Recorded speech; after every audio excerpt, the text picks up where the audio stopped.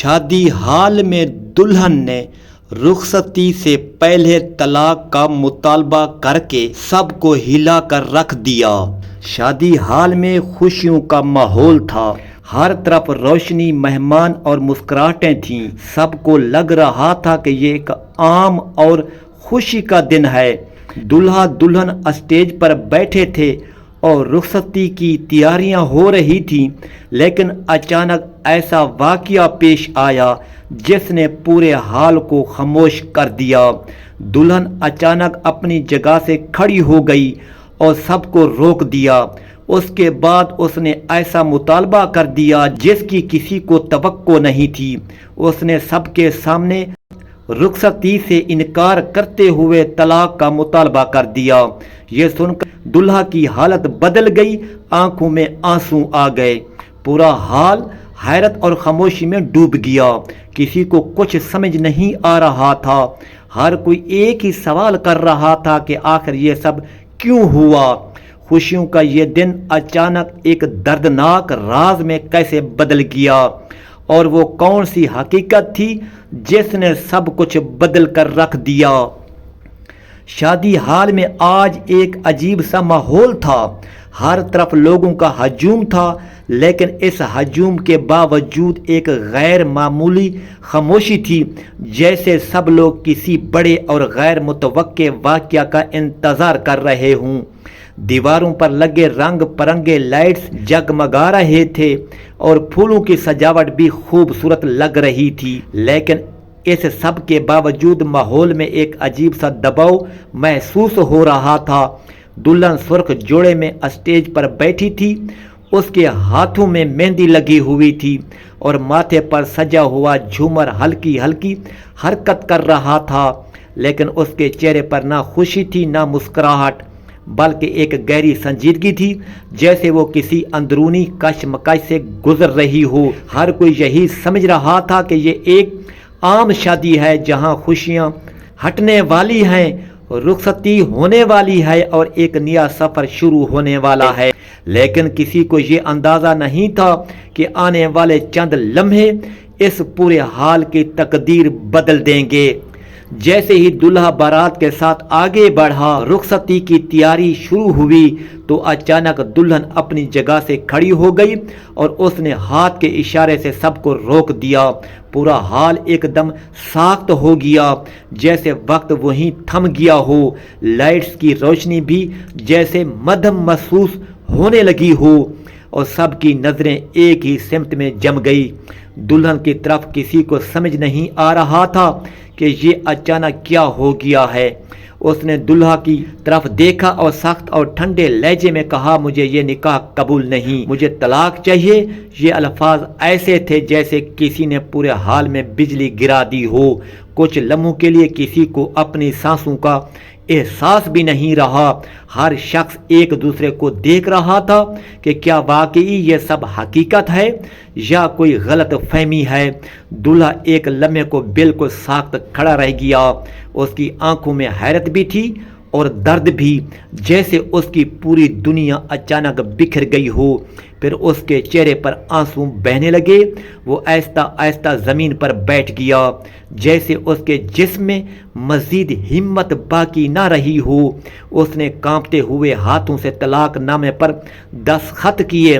اس کے آنسو اس کے چہرے سے بہہ کر اس کی داڑھی کو بھی تر کر رہے تھے اور وہ منظر دیکھ کر پورا حال مزید خاموش ہو گیا، لیکن یہ خاموشی اندر کے طوفان کو چھپا نہیں پا رہی تھی۔ کچھ لوگ کھڑے ہو کر دیکھ رہے تھے، کچھ سرگوشیاں کر رہے تھے اور کچھ لوگ اس اچانک ہونے والے واقعہ کی حقیقت سمجھنے کی کوشش کر رہے تھے، لیکن کسی کے پاس کوئی جواب نہیں تھا۔ دلہن کے والدین بھی سکتے میں آ گئے تھے۔ ان کے چہرے پر پریشانی اور آنکھوں میں بے شمار سوال تھے کہ آخر ان کی بیٹی نے یہ قدم کیوں اٹھایا۔ جب دلہا خالی ہاتھ بارات لے کر حال سے باہر نکلا تو باہر کھڑے لوگ بھی حیران رہ گئے۔ ہر طرف ایک ہی بات شروع ہو گئی کہ آخر یہ سب کیوں ہوا؟ کیا وجہ تھی کہ خوشیوں کا یہ دن اچانک ایک ایسے دردناک اور ناقابل یقین منظر میں بدل گیا؟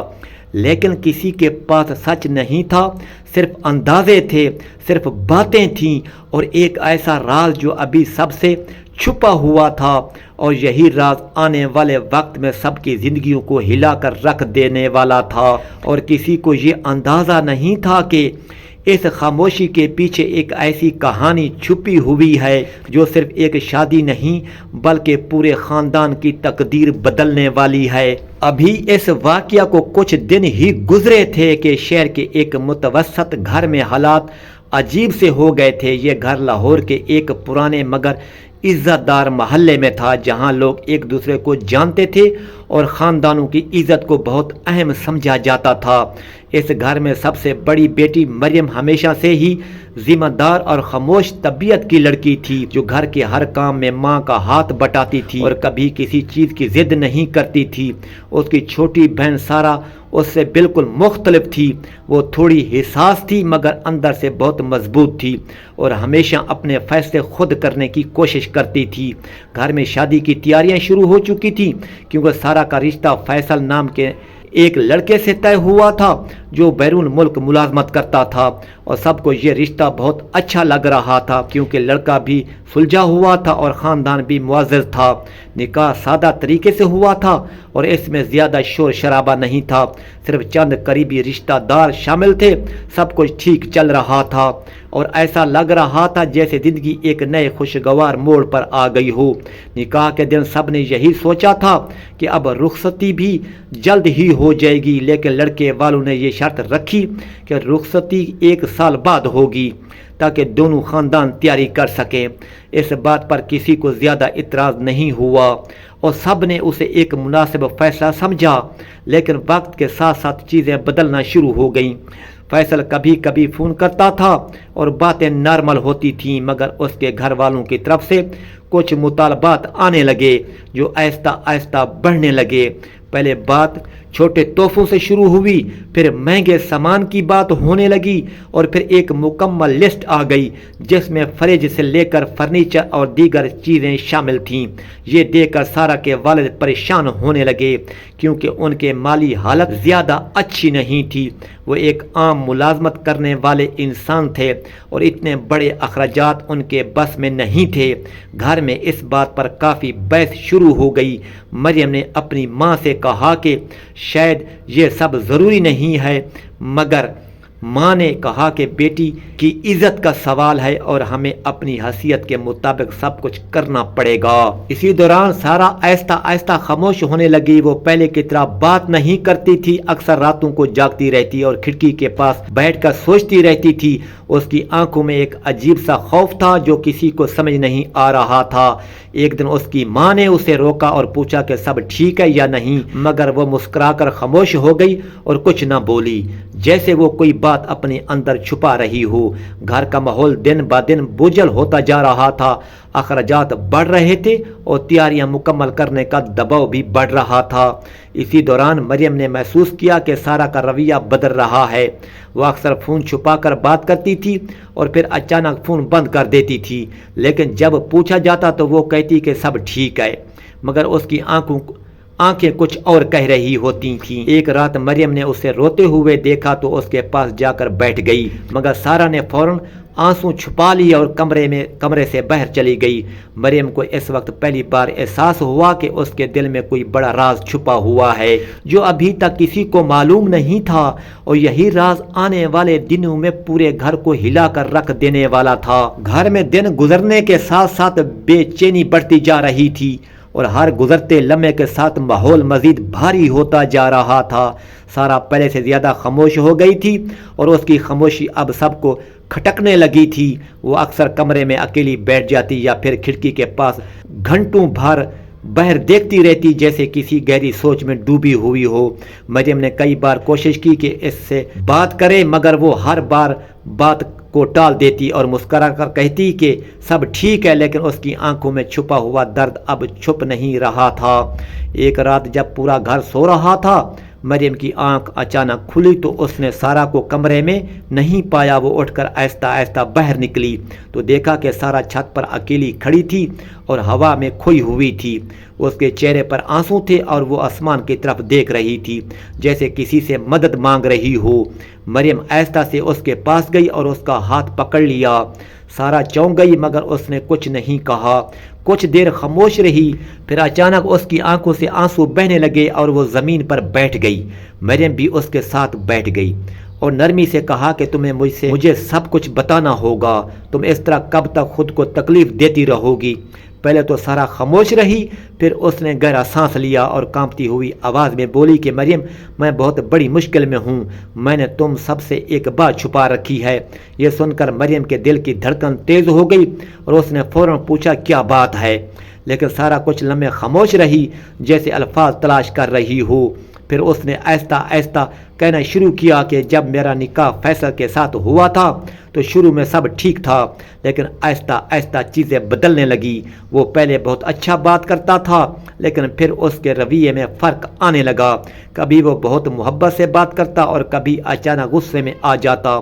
پھر اس نے مجھے کہا کہ میں تم سے شادی صرف اپنے خاندان کے دباؤ میں کر رہا ہوں۔ اس بات نے مجھے اندر سے توڑ دیا تھا مگر میں نے کسی کو نہیں بتایا کیونکہ مجھے لگتا تھا کہ سب لوگ مجھے ہی غلط سمجھیں گے۔ سارا روتے ہوئے بولی کہ پھر اس نے مجھ پر دباؤ ڈالنا شروع کر دیا۔ وہ مجھ سے غیر ضروری مطالبات کرتا تھا اور کہتا تھا کہ اگر میں نے یہ سب پورا نہ کیا تو وہ مجھے بدنام کر دے گا۔ اس کی باتیں سن کر مریم کے ہاتھ کانپنے لگے۔ وہ سمجھ نہیں پا رہی تھی کہ یہ سب کیسے ہو گیا۔ سارا نے کہا کہ اس نے مجھے تصویریں بھیجنے پر مجبور کیا اور پھر انہیں استعمال کر کے مجھے ڈرانا شروع کر دیا۔ میں ہر وقت خوف میں رہتی تھی۔ مجھے لگتا تھا کہ اگر میں نے کسی کو بتایا تو سب کچھ برباد ہو جائے گا، اس لیے میں خاموش رہی۔ مریم نے فوراً کہا کہ تم نے ہمیں کیوں نہیں بتایا؟ لیکن سارا نے روتے ہوئے کہا کہ مجھے ڈر تھا کہ آپ لوگ ٹوٹ جائیں گے اور سب کی عزت خراب ہو جائے گی، اس لیے میں نے سب کچھ برداشت کیا۔ لیکن اب یہ دباؤ اتنا بڑھ گیا ہے کہ میں مزید نہیں کر سکتی، اسی لیے میں نے شادی سے پہلے ہی یہ فیصلہ کیا ہے کہ میں اس رشتے کو ختم کر دوں گی۔ یہ سن کر مریم کے آنسو نکل آئے اور وہ سارا کو گلے لگا لیا۔ اسی وقت انہیں احساس ہوا کہ جس لڑکی کو سب ضدی اور غلط سمجھ رہے تھے وہ اصل میں ایک بڑے ظلم کا شکار تھی، وہ ساری چپ صرف اپنے گھر والوں کی عزت بچانے کے لیے تھی۔ لیکن حقیقت اب آہستہ آہستہ سامنے آ رہی تھی اور آنے والے دنوں میں یہ راز پورے خاندان کو ہلا کر رکھ دینے والا تھا۔ سارا کی بات سننے کے بعد مریم کے ذہن میں جیسے طوفان برپا ہو گیا تھا۔ اب ہر چیز واضح ہونا شروع ہو گئی تھی۔ جو خاموشی گھر میں پچھلے کئی دنوں سے چھائی ہوئی تھی اس کا اصل سبب اب سامنے آ چکا تھا۔ لیکن اصل درد یہ تھا کہ یہ سب ایک ایسے انسان کی وجہ سے ہو رہا تھا جس پر اعتماد کیا گیا۔ کچھ دن بعد یہ بات گھر کے بڑوں تک پہنچ گئی اور پھر فیصلے کا وقت آ گیا۔ گھر میں ایک سنجیدہ ماحول تھا، سب خاموش بیٹھے تھے اور سارا بھی وہاں موجود تھی۔ اس کی آنکھوں میں اب خوف نہیں تھا بلکہ ایک عجیب سی ہمت تھی، جیسے وہ اپنی سچائی کے ساتھ کھڑی ہو گئی ہو۔ مریم نے سب کو تفصیل سے وہ باتیں بتائیں جو سارا نے اس رات کہی تھی۔ پہلے تو کسی کو یقین نہیں آیا مگر جب سچ کے ثبوت اور حالات سامنے آئے تو سب کے چہروں پر خاموشی چھا گئی۔ فیصل کا اصل چہرہ اب سب کے سامنے آ چکا تھا۔ وہ شخص جیسے سب ایک اچھا اور سلجھا ہوا انسان سمجھ رہے تھے، وہ اندر سے ایک مکمل طور پر مختلف شخصیت نکلا تھا جو دباؤ، بلیک میل اور جھوٹ کے ذریعے رشتے کو کنٹرول کرنے کی کوشش کر رہا تھا۔ یہ جان کر سارا کے والد نے فیصلہ کیا کہ یہ رشتہ اب ختم ہونا چاہیے اور کسی قیمت پر بھی آگے نہیں بڑھنا چاہیے۔ کچھ دن بعد باقاعدہ طور پر رشتہ ختم کر دیا گیا اور سارا کو اس دباؤ سے آزاد کر دیا گیا جس میں وہ پچھلے کئی مہینوں سے جکڑی ہوئی تھی۔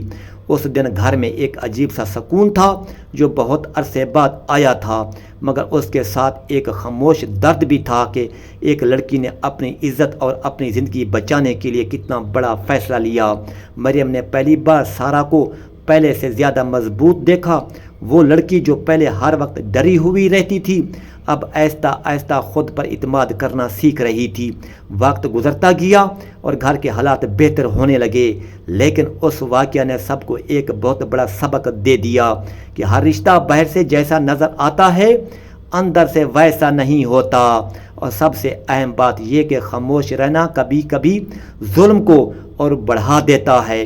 اس کہانی نے یہ بھی سکھایا کہ کسی بھی بیٹی کو صرف فرما بردار نہیں بلکہ مضبوط بنانا چاہیے تاکہ وہ اپنے حق کے لیے آواز اٹھا سکے۔ اور سب سے بڑا سبق یہ تھا کہ عزت صرف رشتے سے نہیں بلکہ سچائی اور اعتماد سے بنتی ہے، اور جب سچ سامنے آ جائے تو پھر خاموشی نہیں بلکہ فیصلہ ضروری ہوتا ہے۔ یہی وجہ تھی کہ اس گھر نے ایک غلط رشتے کو وقت پر ختم کر کے ایک بڑی تباہی سے خود کو بچا لیا، اور سارا نے پہلی بار محسوس کیا کہ زندگی صرف قربانی کا نام نہیں بلکہ اپنے لیے جینے کا حق بھی ایک حقیقت ہے۔